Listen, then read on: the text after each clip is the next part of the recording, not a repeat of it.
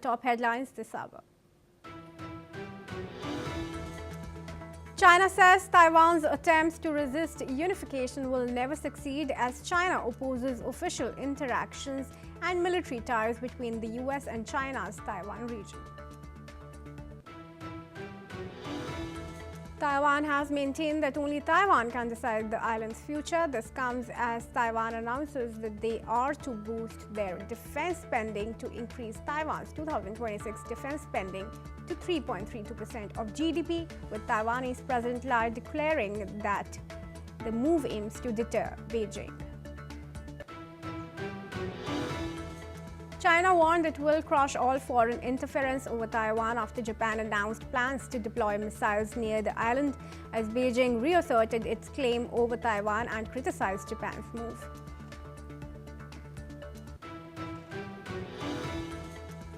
India and China trade barbs after passenger detained at Shanghai airport. The detention of Pema Wongjom, who's an Indian citizen living in the UK at Shanghai airport, has fueled a diplomatic row between Delhi and Beijing. Scheme to promote manufacturing of sintered rare earth permanent magnets in India. Cabinet approves $8.67 scheme for manufacturing rare earth magnets.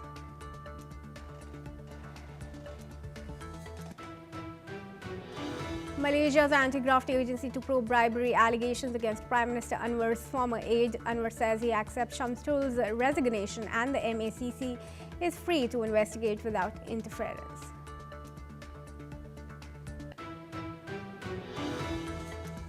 At least 4 people have been killed in a major fire that has engulfed a residential building in Hong Kong's northern Tai Po district. Several people are still trapped inside the building.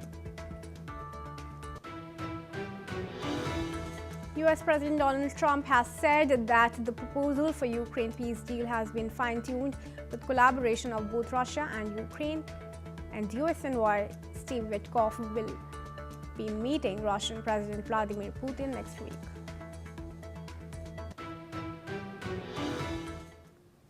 All right, viewers, and China's foreign ministry has said that Taiwan's attempts to resist unification will never succeed, following Taiwanese President Lai Ching-te's announcement of a proposal to boost the island's military spending by $40 billion over the next 8 years. Listen in.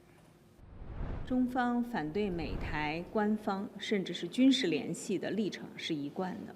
台湾民进党当局以武拒统、以武谋独，也是不可能成功的。 Spokeswoman Mao Ning has also addressed the recent arrest of a Chinese CEO of a gold mining company in Kyrgyzstan, urging the Kyrgyz authorities to enforce the law justly. The remarks highlight Beijing's continued opposition to Taiwanese military expansion and its concerns over the treatment of Chinese nationals abroad, as tension in the region and international scrutiny of legal cases involving Chinese citizens remains high. I'm now joined in by Major General retired Gigi Dwivedi, who's an international relations and defense expert. He joins us live from the national capital of India, New Delhi. I extend you a very warm welcome, retired Major General Dwivedi, here on NewsX World, and thank you for giving us your time. Now, we know that China has maintained for decades how it wants accession of Taiwan, but Taiwan, of course, continues its resistance. Now, with the Japanese support, both Japan and Taiwan have said that they will increase their defense budgets. Do you think this is going to have any effect on China's aggression? Well, first and foremost, we need to understand as to what is China's stance on Taiwan. And it has been clearly stated by the Chinese that they insist that there is only one China, and Taiwan is an integral part of China. And they also reject any form of foreign interference because they treat Taiwan issue as part of their internal affairs. Now, reunification of Taiwan is one of the stated goals of the current government, and they have never renounced the use of force for this attaining this objective. Now the point is, they have stated also they have fixed nose policy, that is no independence of Taiwan, no two Chinas, and no international interference into Taiwan. And as I said, that they have never renounced use of force. Now you have stated two developments.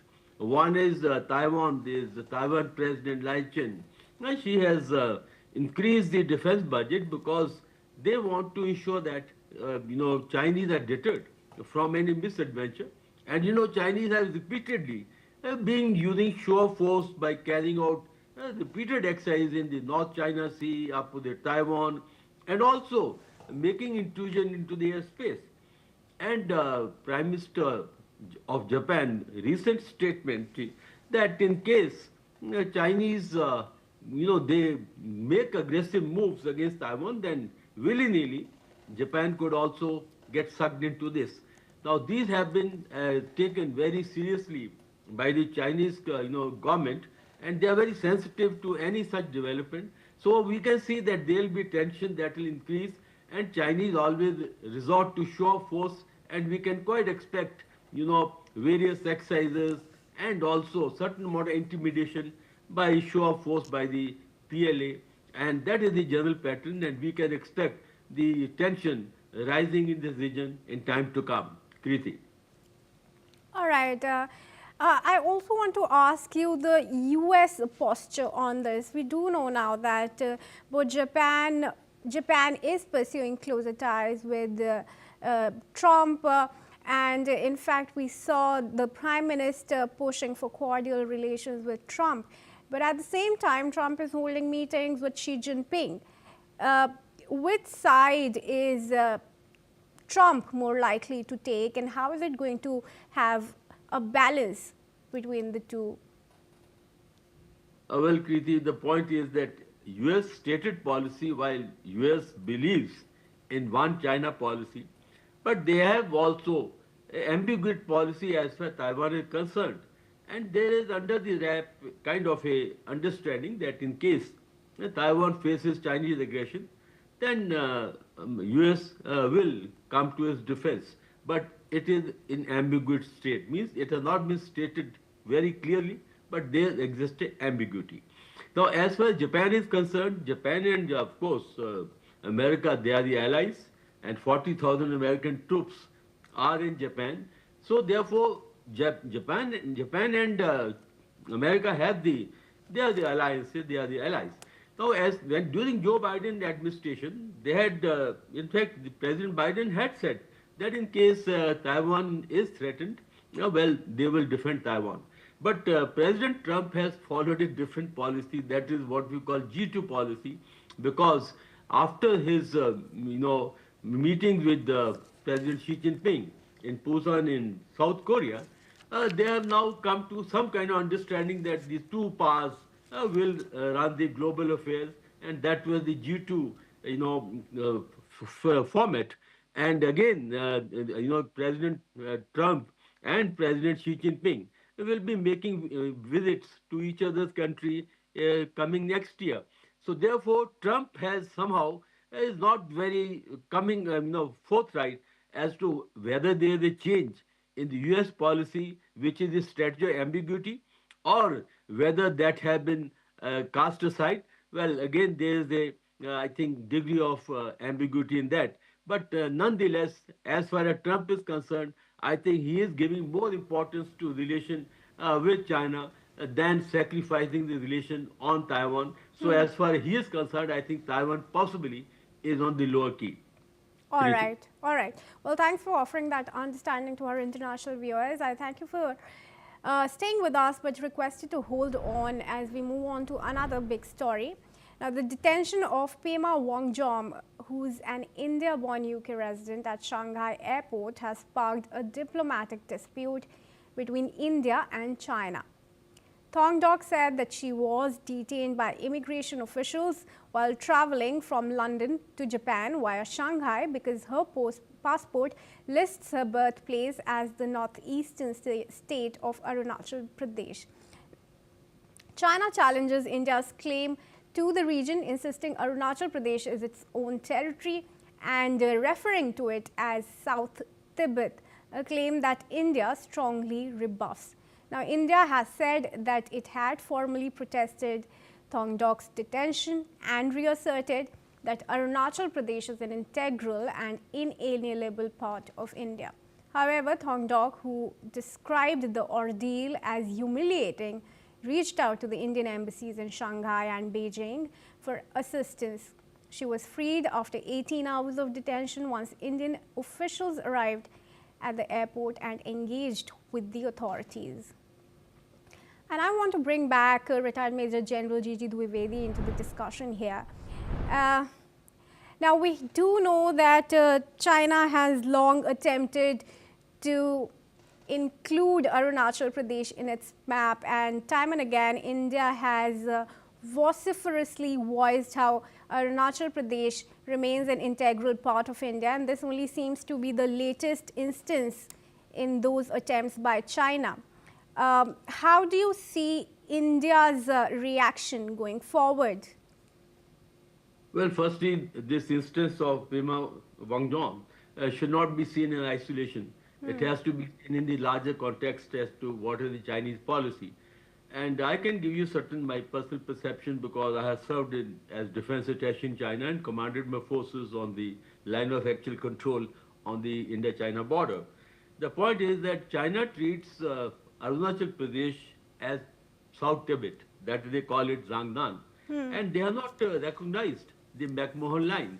So therefore, they say that Arunachal Pradesh has been illegally occupied by India, and they do not accept Arunachal Pradesh our territory, and there have been instances before as well, Kriti, where they have not given access to the some of the people from Arunachal Pradesh. They always believe in stapled visa, not the passport, because they say the Arunachal Pradesh is part of China and there is no question of visa. Now the India stance is very clear, because India accepts and recognizes McMahon line, and as per the McMahon line, the Arunachal Pradesh is part of our inalienable part of India, and that's our stated stance. But in this, 2-3 things need to be taken into cognizance. Firstly, in China, whatever happens, it has a very higher mandate or higher approval. So this instance in Shanghai cannot be seen in isolation. Secondly, during the standoff, which is even now into 6th year, in 2020 this standoff started. In fact, I commanded my battalion in Chishul. The Chinese have been, consistently, they have improved their defensive posture across the line of actual control, and the Tibet-Arunachal border is almost 1,200 kilometers. And they have also fortified Tibet by increasing military infrastructure, and in fact, President Xi Jinping has visited Tibet twice. And so they are very sensitive to Tibet and also the areas of Arunachal Pradesh which are opposite Tibet. So I think we need to take a very serious cognizance and come out very strongly that this sort of attitude by China, they only are spanners in improvement of our relationship. And over the last 2 years, after Prime Minister met Xi Jinping in, they had a one-on-one meeting in Kazan, and also lately our Prime Minister was in Shanghai for the SEO meeting. Then these sort of instances are not going to improve the relations, and they are going to in fact put the relation back. And my last point is Chinese keep insisting that let's not put the border as part of the bilateral relations, because they are quite happy with the 100 billion trade balance that is in their favor. So they always try to underplay the border, but they have a consistent approach or a policy that keep raking up the issue, so that they keep reiterating that Arunachal Pradesh is part of China, and that is their policy. But India must come out very strongly, and I think we must not only protest, but we also must do certain action which should give a very strong message to China. Right. Well, given that China claims Arunachal to be a part of South Tibet, why is it not that India pushes for Aksai Chin? Well, absolutely, because the point is that I do not want to get into the operational dimensions, because that is not part of the discussion on the TV channel. But India must strengthen its defensive posture. We also must build up our capability, aggressive capability, and this should be an ongoing process. But right now, the balance of forces is in favor of China. But I think we should catch up and try to narrow down this gap. And I have written extensively on these issues. The Chinese only understand the language of force, and therefore we need to strengthen our defensive posture, our defensive border management, and give a very clear message to Chinese that we are quite capable of not only defending, but also we can have aggressive capability to reclaim the land which Chinese occupied illegally, almost 38,000 kilometers in Oxygen, and we should keep, reiterating our claim on the diplomatic channel, political channel, and militarily. We need to strengthen our defensive posture, and because Chinese cannot be taken on the face value, and they have been indulging in aggressive behavior off and on, and therefore they only understand one response, that is a strong military response, and India must ensure that it has a very strong defensive and a offensive capability against China. And my last point is we also need to take into consideration the nexus that is strengthening between Pakistan and China, which are amply seen during the Operation Sindoor. Kriti. Right, absolutely. Well, thank you, Retired Major General, for sharing India's perspective here at NewsX World. I request to stay on as I want to get your perspective on another key development. Now, in a major push to strengthen India's rare earth manufacturing capabilities, the Narendra Modi-led Union Cabinet in India has approved an $8.67 billion scheme to establish rare earth permanent magnet, that's REPM, production facilities. The initiative aims for a capacity of 6,000 metric tons per annum, reducing India's dependence on imports and boosting its global market position. REPMs are vital for sectors like electric vehicles, renewable energy, electronics, and defense. The plan includes $7.77 billion in sales-linked initiatives and $903 million in capital subsidies to set up the production facilities, aligning with India's net zero target by 2070, while creating jobs and enhancing self-sufficiency. And I want to bring back Retired Major General G.G. Dwivedi into the discussion. I just want to understand from you first that how much import dependence is going to decline with this push for manufacturing rare earth permanent magnets?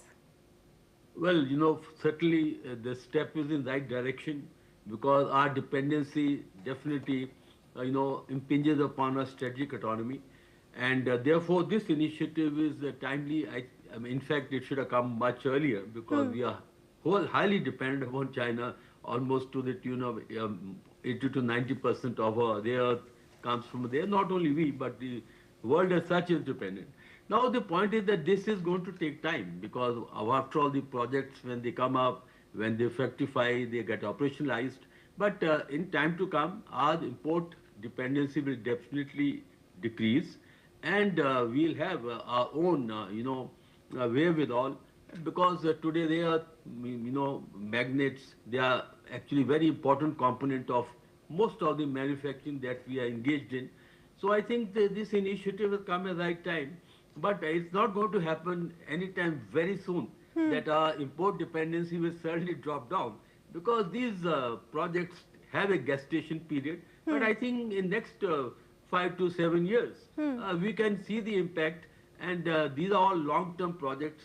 Certainly nothing is going to change, but over a period of time, definitely things will change, and it is in India's larger interest that we have our own independency, and rather we should be also exporting, because we have the resources. Only thing, we need to exploit these resources, and there has to be a sense of urgency in this sphere, because the more dependent we are, more Atmanirbhar we are, then you are able to ensure your strategic autonomy. Kriti.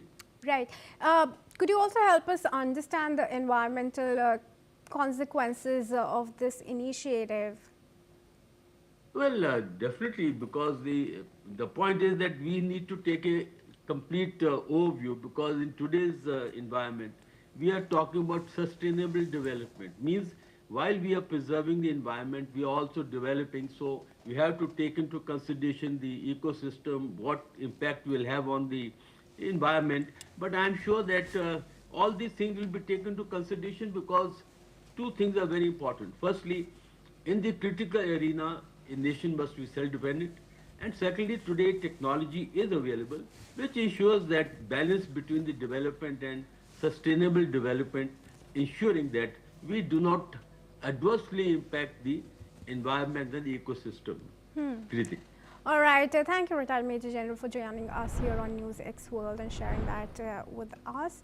With that, viewers, let's shift our focus to news from Malaysia, where Malaysia's anti-graft agency will investigate bribery allegations made against a former senior aide to Prime Minister Anwar Ibrahim, who has faced questions over his commitment to tackling corruption since coming to office 3 years ago.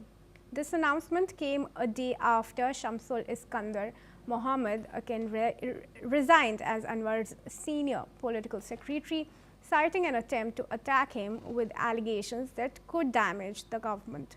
However, he did not detail the allegations but said he would defend himself against this attack.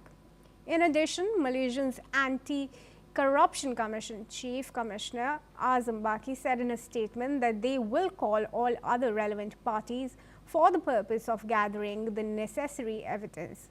Prime Minister Anwar in a statement said that he had accepted the resignation and that the MACC was free to conduct an investigation immediately without any external interference.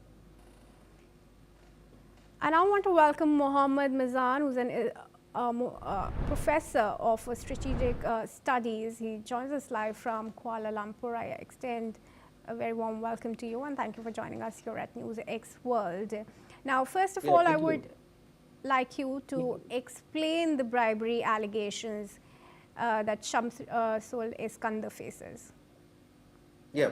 First of all, I think this like a new scandal that erupted in Malaysian politics, shaken many parties in the country, especially the government, incumbent government, which is Pakatan Harapan, led by Anwar Ibrahim as a Prime Minister.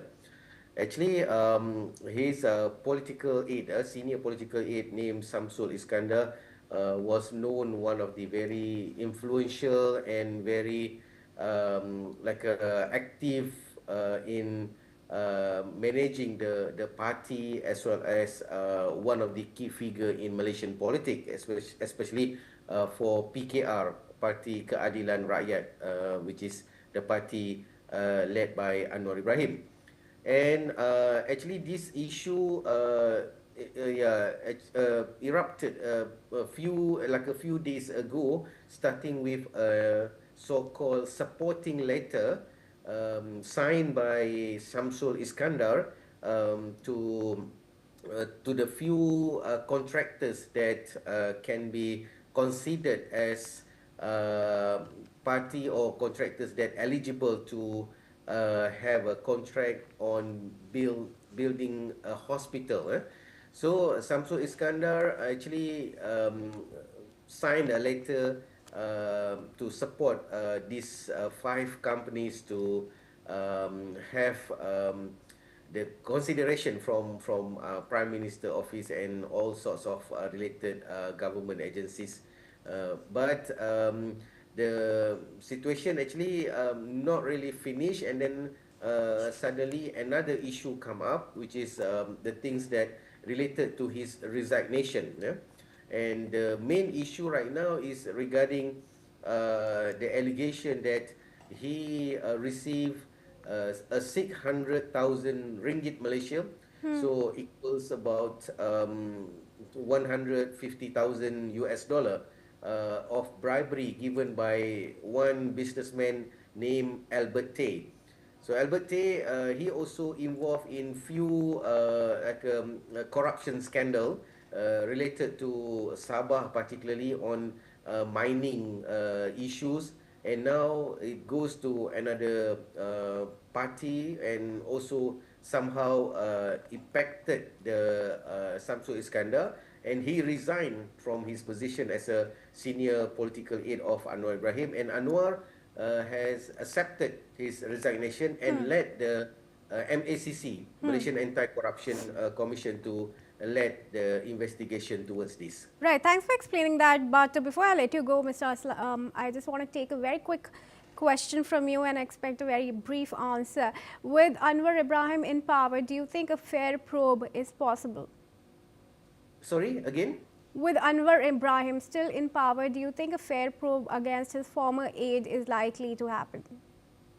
Yeah, actually, I think everybody is on the power, actually vulnerable to have these kind of allegations, as well as like an opportunity to get involved in such activities, especially related to corruption.